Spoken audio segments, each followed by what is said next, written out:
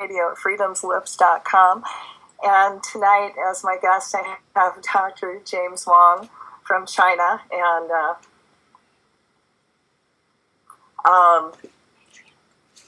I've known James for a while.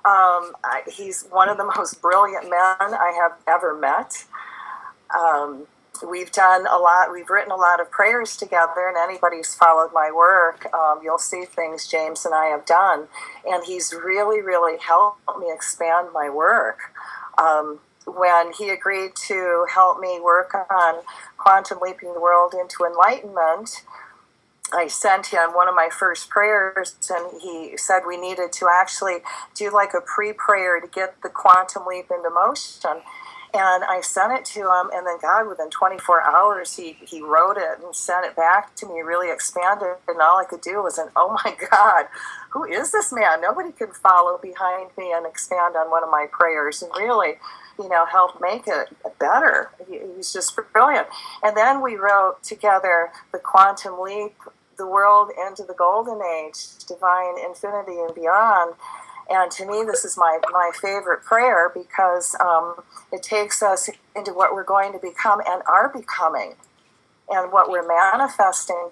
And Roseanne Barr actually came on board, and her and I did a YouTube video of this prayer. And it's really gotten out there. And James also told me that a lot of groups in China, yoga groups, are actually meditating to this prayer, which I think is pretty phenomenal. So James actually will be, yeah. Yes? I'm here, yes. Thank you very much. Oh, why don't you come on, James? Yeah. Explain who you are. Well, you asked the same question my mother asked. I don't really know. Okay, you're an acoustics professor. You deal with. You're brilliant. You're into spiritual. You're into healing. You're always expanding your knowledge, and you're always growing. And it's like you take on information like a computer, and you're always inventing. You're amazing. Yeah, thank you. Maybe I can say. My path in the music and then into acoustics, and that's bring me more insight into what is vibration, and from the vibration then I look into the spiritual side, and which is a very convenient path for me to understand both worlds, really, the reality that we know in this three-dimensional world and the reality in the unseen world, which also exists, like sun and light, that most people were afraid of, or saying that it's difficult to measure. And I think when you ask what I do, I sometimes overlap the conceptual things, the reality that normally people talking about this world, and the reality that I often encountered in the unseen world. Right, but you make that practical knowledge, okay? And, the healing work that you're doing is biogeometry? Yes, it is more healing work. Healing is only done when I understand how vibration works. Because as a as an engineer, we pick up the knowledge and we will test it. And only when the results arrive, then we know if the techniques work or not, or the skill or the method work. Well, can I tell people that you also build opera theaters, so you really have to know acoustics, don't you? And that you travel all around the world, and you go to different sites, and you go to different churches, and you check out their acoustics. Am I wrong? Yes, that's correct. Instead of just reading books, I get every opportunity to go to visit some famous concert halls or even churches or cathedrals and see how they were built and how the room or the auditorium was formed. And it is important that we have the real life experience how the sound is actually behave inside a room, and then that will help me to design my next project. Yes, I do design concert halls, recording studios, and television studios, etc. Right. So you want to talk tonight about the healing, the new healing work you were doing? Well, maybe I don't know if how much you know about biogeometry. Maybe I should introduce something on the biogeometry to you first. The biogeometry is a word coined by an Egyptian architect. His name is Dr. Ibrahim Karim. I think he coined the word in almost 30 years ago in Egypt. And it is about the sacred geometry, or a geometry that is affecting our biology, our energy field. And if you understand energy as you are involved with the crystals, the energy field will change our physical health or conditions.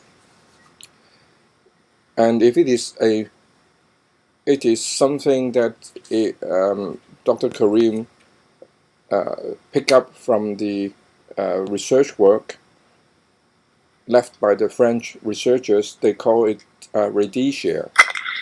The radixia is a measurement of radiations.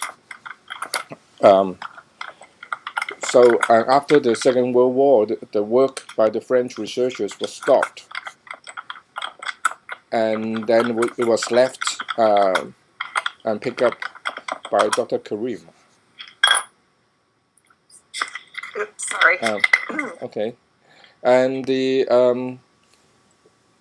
when you understand the vibration of energy, then you will not talk about your physical body anymore. You will mix your physical body with your surrounding. And once you understand your physical being is not just you, then the healing will appear. You will heal someone based on energy, but not based on their biology appearance. Do you understand that? True. Yeah. True. I mean, when I do healing work, I just send energy into their life force. Yeah. But one thing, I don't think about anything else. Yeah. But one advantage of biogeometry is you can actually measure how well is your energy sending out, and how good is the client's or the patient's response to your energy. That is measurable. And while most other methods, including feng shui, that is not measurable because they don't have the technique that the Dr. Karim has derived. So okay. Yeah. So when you send out your energy, do you know if your patient is tuned into your energy? It's like singing a song. If they are singing a B flat and you're sending out an A, so they are slightly out of tune and they will never get resonance, and the communication will not establish. And if the but what I do though, I understand it, but what I do the night before is call for my higher self and the higher self of whoever's going to come into the store, and I ask their higher self to guide my higher self into giving them whatever they need. So I don't have to focus on, whether they need A or B. Are you that direct on that particular energy, or do you actually just send them that high vibration energy they need to heal? We are a lot more physical than that. in order to work instant. I mean, instant is like Jesus performing miracles. Yeah. Yeah. So if Yeah. you are relying on your higher self to send in the correct information to heal the persons or whatever they want, if you are very intuitive, yes, it works. But how can you heal 100,000 people? You see, we are. That's a trick I've been working on. So maybe you can enlighten me. Got any answers for that one? Yeah. In biogeometry, we have an individual consciousness and also a group consciousness, and also global consciousness. And I think what you've been troubled trying to do the quantum leaping is not tuning into the global consciousness. If you tune in your healing frequency into the global consciousness, then you will have access to adjust and heal, or whatever you think it is healing, to the global populations. But one thing is very important to know is everything you see is not the outside, it's what you perceive from the inside, from your five senses. And that five senses interpret your world. Dr. Karim gave a very good example and saying that we have our eyes, our ears, our nose, and which is so different with the animals and insects we're living together. So what we see this world is totally different from, say, your dog or a bird. Although we all see there is a bird, but the bird did not see us as what we see them. So the world we see actually is a soup of energy. We use our senses, which is a fixed format, and we use this format to interpret the chaos of energy and interpret this is our world. But the world actually is much more complicated than what we just see. And if you understand what I'm trying to say is, your world is actually interpreted from your inside, not what you perceive from the outside.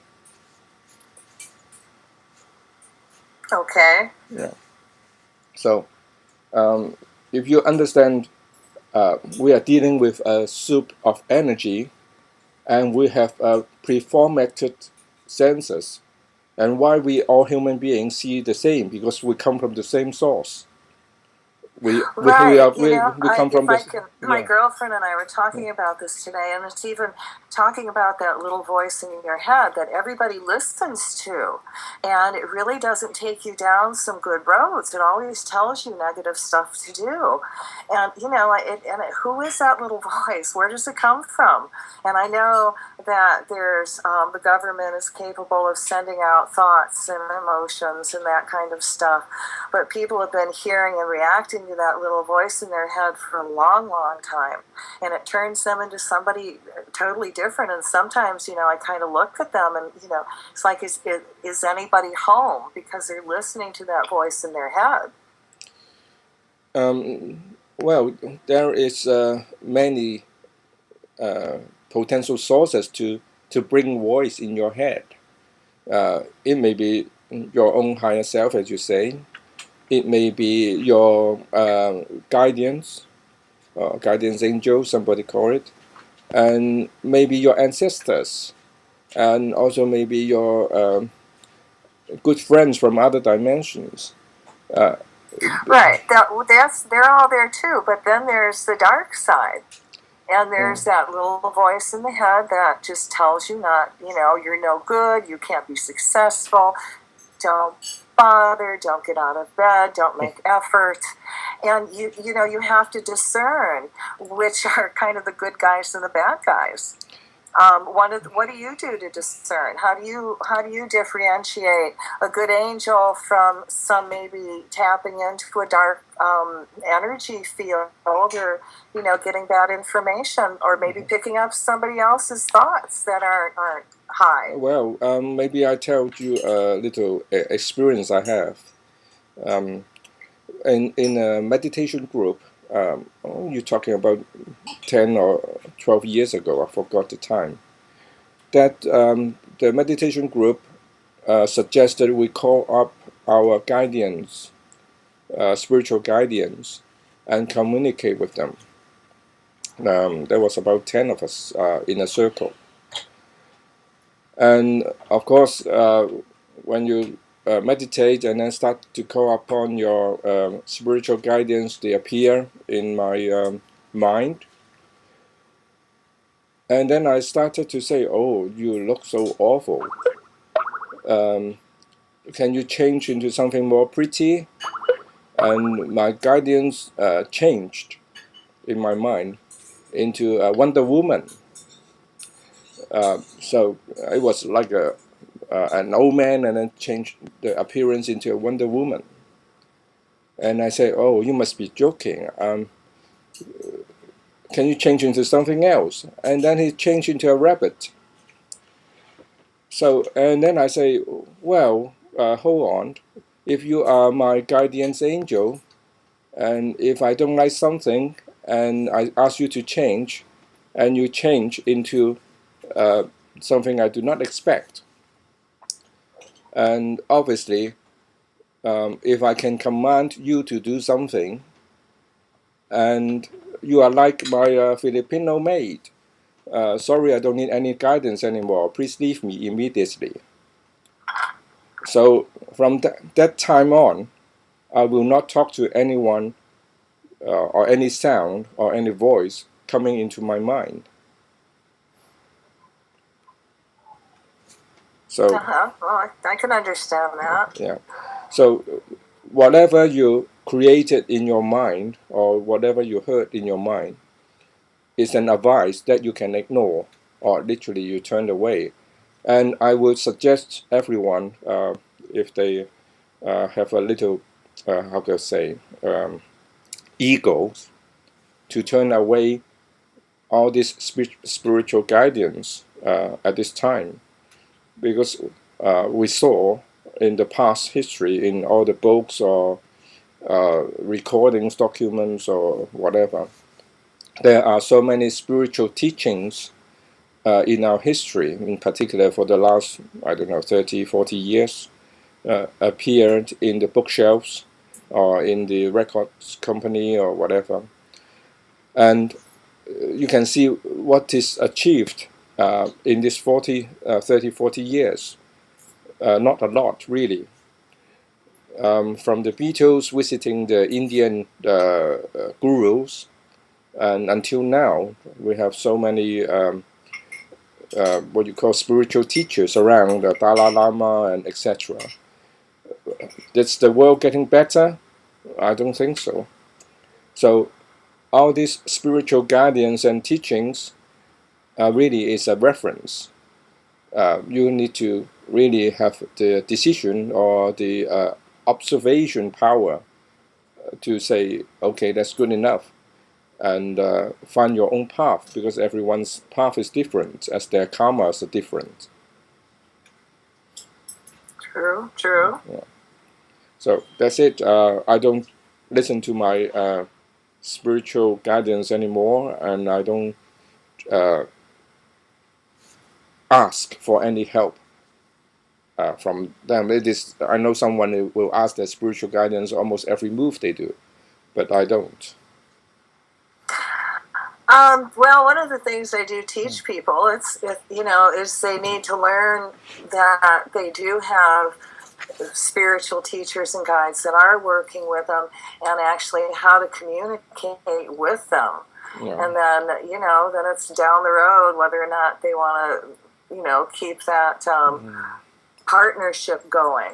But what I found is, I kind of like, all the divine beings that are around me, and when they communicate with me, I mean, it's just beautiful.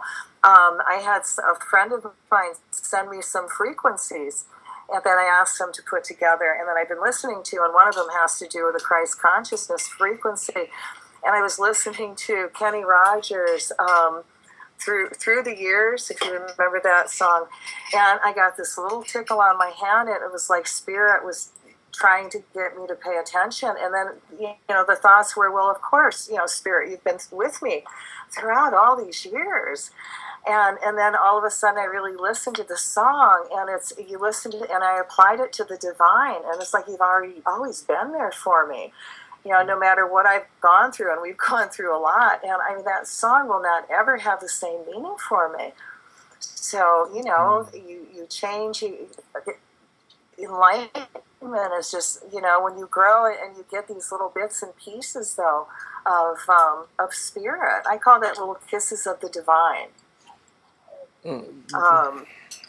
So, and I think it's kind of healthy that people know, that they're around, because then they have to differentiate that there is the other side out there too, James. There is the dark side. It's out there, and it affects people, whether it's from a curse or someone is angry at them, or someone actually sits down and do voodoo.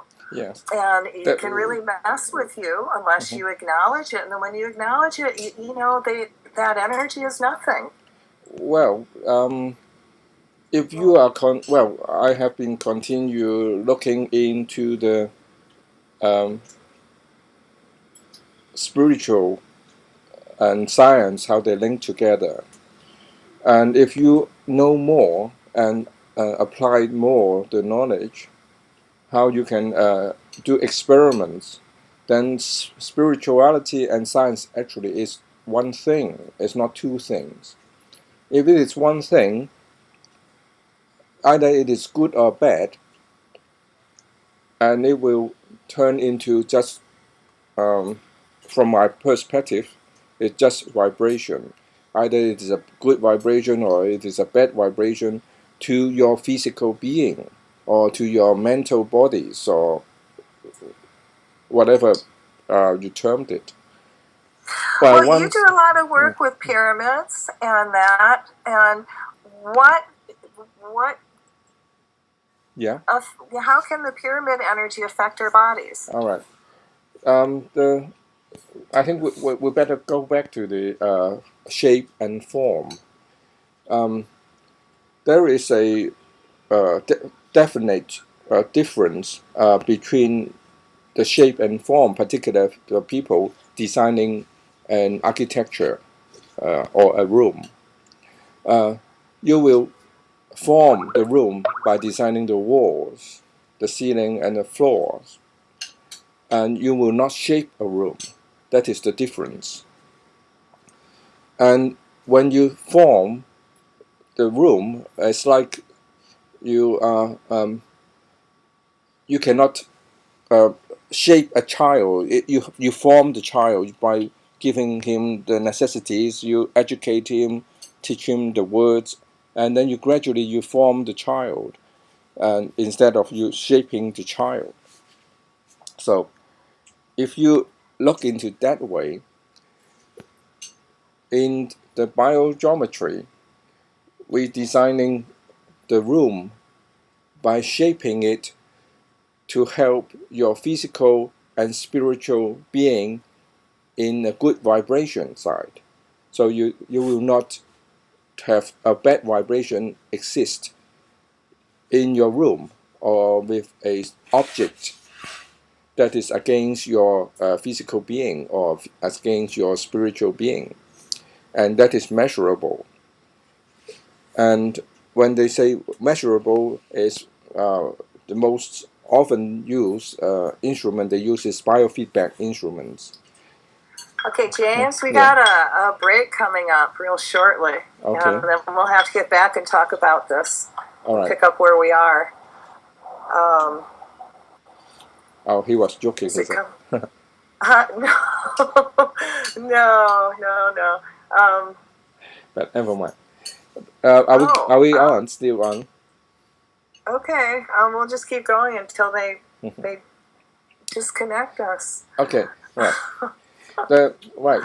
The forms we shape. So we don't shape the room, and we don't shape our personality. We don't shape our spirituality. We form our spirituality. The biogeometry is something I come across, and it works as a engineer or a scientist. You test it and it works, and it is repeatable, and it can carry out by trained persons. Although some cannot focus, will not ever get it, but it's a lot of people will focus and will get it. So it is using a harmonized design approach. It design they measure the energy vibration if it's applicable to someone, or in particular human beings. The pyramid itself is a form very unique, and it radiates energy from the form. And if you if you're using the biogeometry method, you can measure the quality of energy radiating out from the pyramid, from all the four sides and above and below. And you can also measure the toxicity of the energy, if there is any. For untreated pyramids, they will radiate both the healthy and the toxic energy. Untreated pyramids? What is untreated? Untreated, that means it is a form.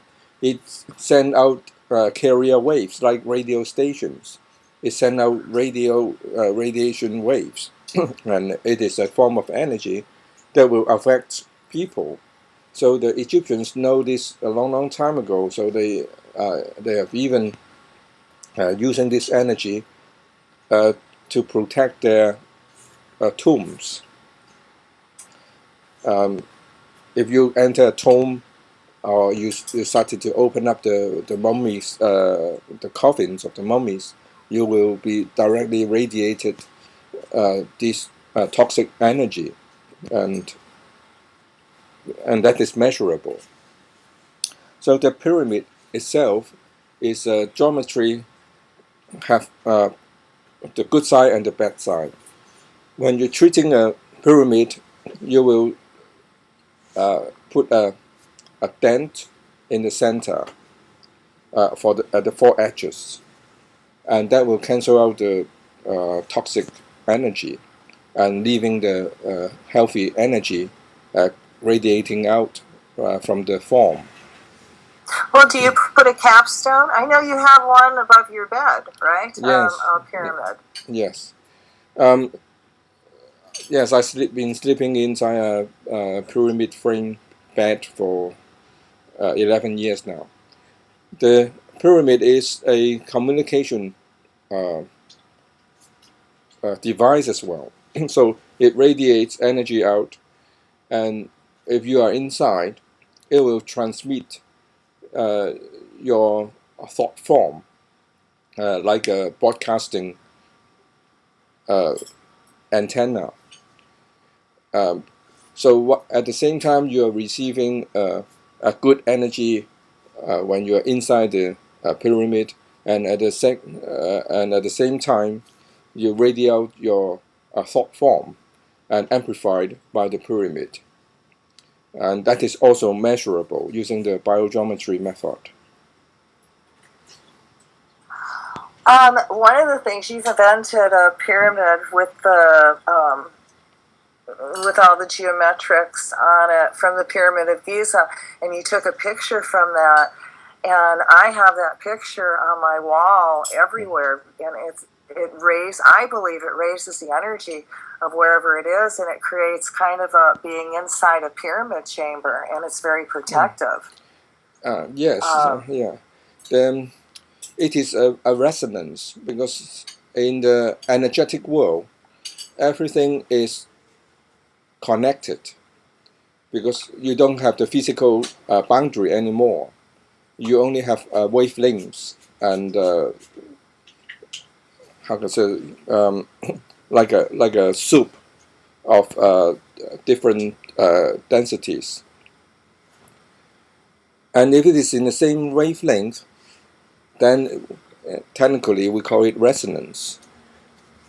And when you are in resonance, like the pyramid, whether you have it at home or whether you have it in your office, because their shape are the same, they create a local spot of a wavelength, which is in resonance.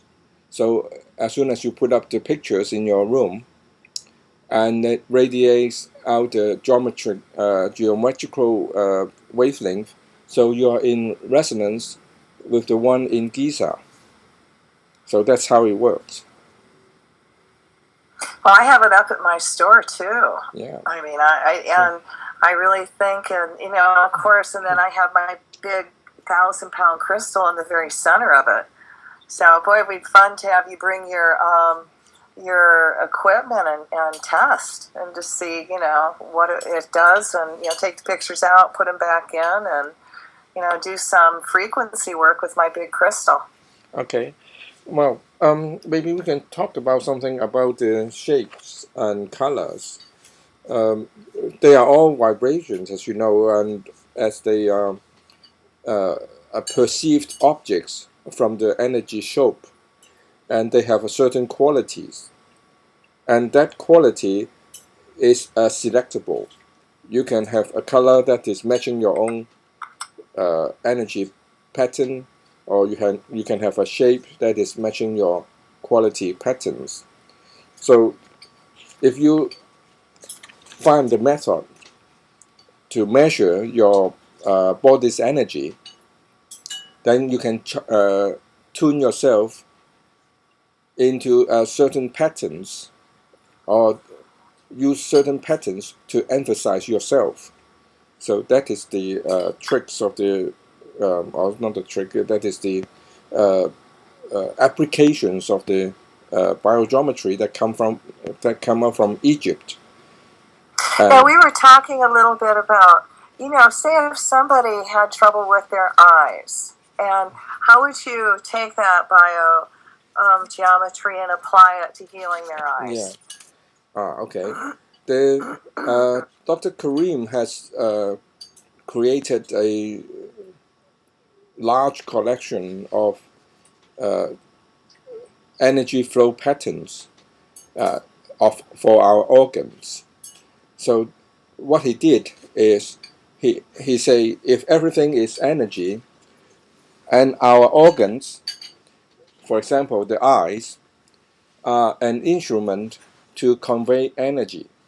Like when we see the light's coming through our lens and into our retina, and then change into electrical signals and travel through our nerves. How this energy flow and transition in this instrument is nature. So he traced this energy flow in this particular organ and come up with an energy flow pattern, which is the function is almost like the meridians of the Chinese medical practitioners use. So he found the meridians of the eye inside the eyeball. So when you look into the eyeball, you don't look at the physical side anymore. You look at the energy flow patterns inside the eyeball. So when we examine, or when I did the examination of someone's eyes, I would follow the energy patterns and see if it is blocked. When the energy pattern is blocked inside the eye, the illness will come out. So the physical deterioration will come out. So what I did. So do you actually see this in the eye? yourself visually, or is this something that's intuitive? No, it's a measurable. It's a measurement. Okay. Okay. So what I did is after I learned the technique, I have friends that have complaints of their eyes. The first one was a lady called Amy. She's in her early 40s, and her suffering a retina detachment. And she has gone to the eye doctor and have the laser treatment. So the doctors blast over 190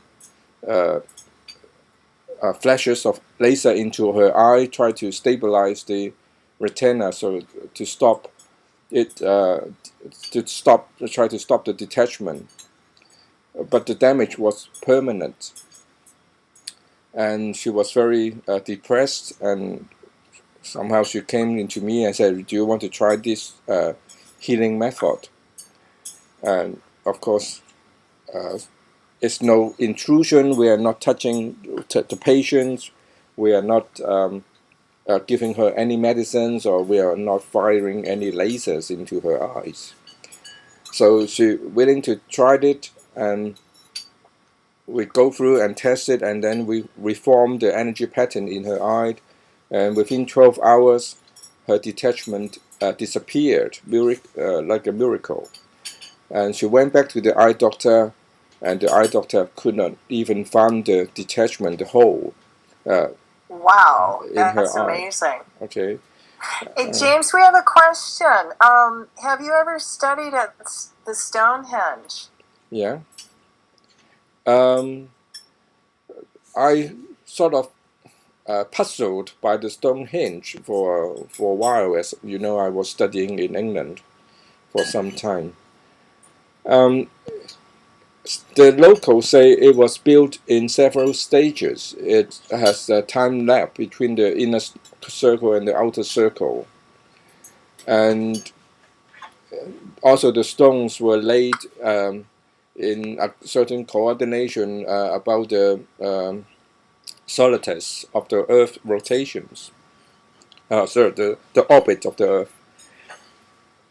And if you test it energetically, where the stones was positioned, it generate energy, a healing energy towards the center.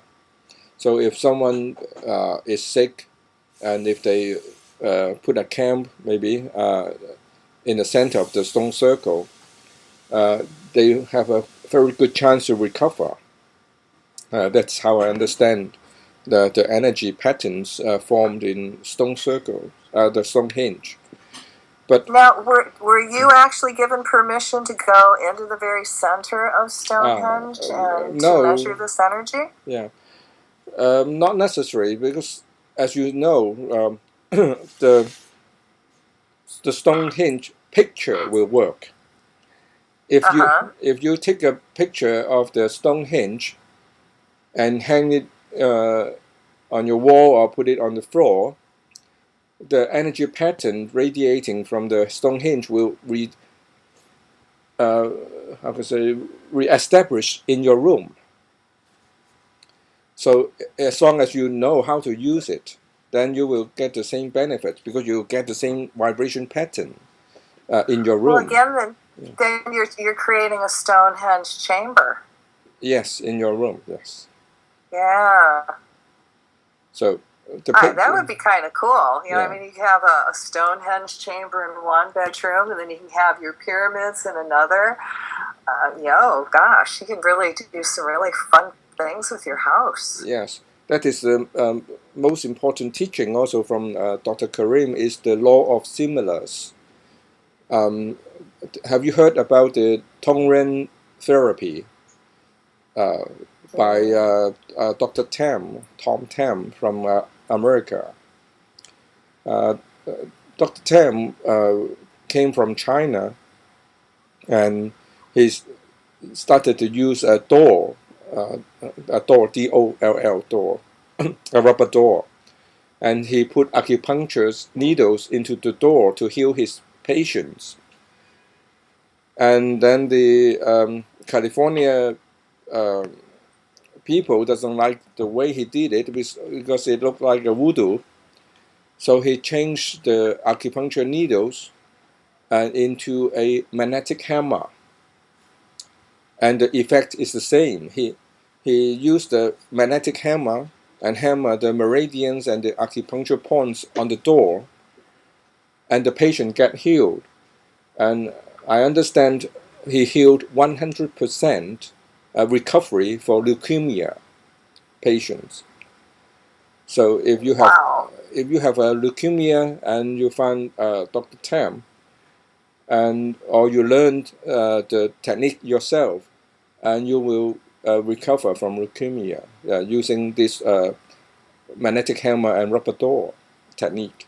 It is the same as the picture we just talked about, the Stonehenge or the pyramid. The rubber door is a image of a archetype of person or human. And if you put your energy pattern of that particular person superimposed to the rubber door, the energy will resonance. Whatever you do with the rubber door will resonance with the patient. So instead of treating the patients very heavy-handed in a real-life situation, you can treat it to the rubber door. So instead of you putting a equivalent of a 10 tons hammer to hammer the meridian points of the patient, you can hammer at the rubber door, and the patient will receive equal treatments. And that's why he can heal so many difficult diseases with the rubber door, but the human physical body will just not able to take the punch of the healing force, really. You know, that's pretty darn cool, I have to say. And it just reminds me in a way, it's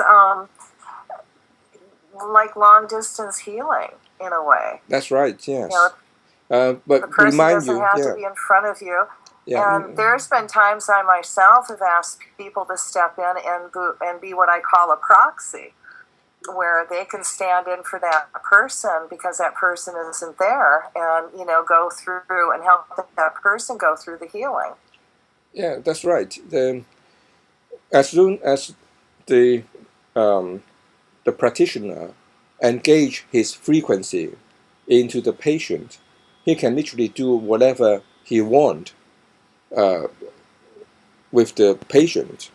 In of course in the energetic field, that is the how can I say, the key essence of the communications in biogeometry.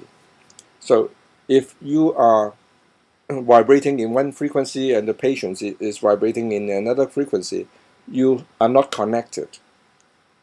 Only when you are your consciousness is formed and tuned into the patient, because the patient normally cannot tune into your frequency. When you tune into the patient's frequencies, then you can manipulate the energy pattern by creating a resonance with the patient. So there are the rubber doors, there are the crystals, there are other shapes and materials. You can use it as a key, as a turning key into a healing process. So, well, I know, when you say crystals, I work with rocks and stones and minerals all the time. And, the stone angelite, which I find to be the most healing stone on the planet. And it's such a high vibration stone, which I believe that it raises the energy of whatever you put it over and helps, that person heal themselves. Yes, maybe I can add something more to the stones. We are living in this physical world that we have electromagnetic waves. We also have the energetic waves. So if we look at the energetic waves, the Chinese call it yin and yang. and the Western or the scientific world call it positive and negative.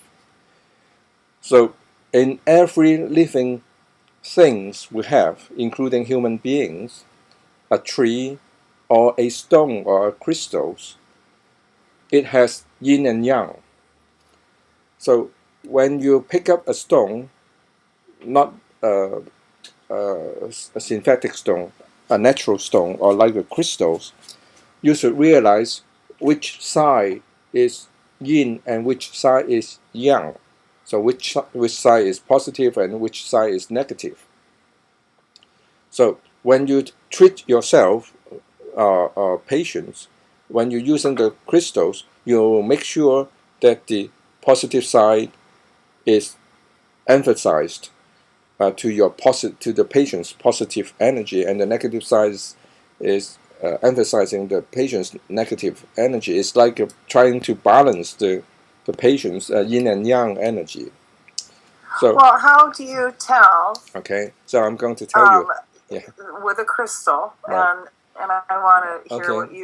what how you decide. All right. What's a positive end, what's a negative end? Yeah. So do you go by your feelings? No. There is measurements. So the most practical way, the most simple way, is get a ring, a circular ring, someone's wedding ring or whatever, something simple, circle. Hang it on a string, and then you try to find out the. Get a battery, also. So you try to find out the length of the string to measure the polarity of the battery, which is a yin and yang, or positive or negative. So once you get the length of the string,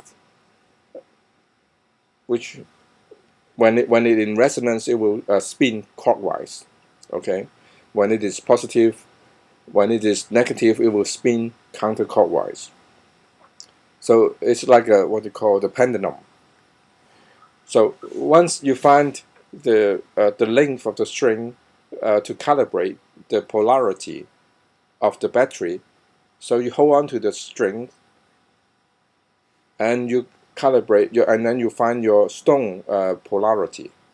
So that is the most simple way to find your crystal's polarity.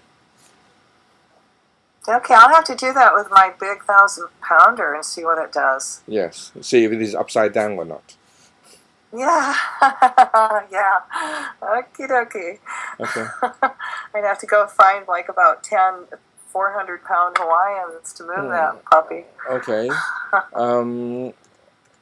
Well. Do you have a link, James, to your site? Well, I have the business name, which my consultancy have, but that is the environmental consultancy, which I established about 20 years ago. And I have also the LinkedIn, which is a professional contact website. So you can just type my name there, and maybe you can find my contacts there. Yeah, and also okay, Richard will share that. Yeah, and also the Institute of Energy in Hong Kong.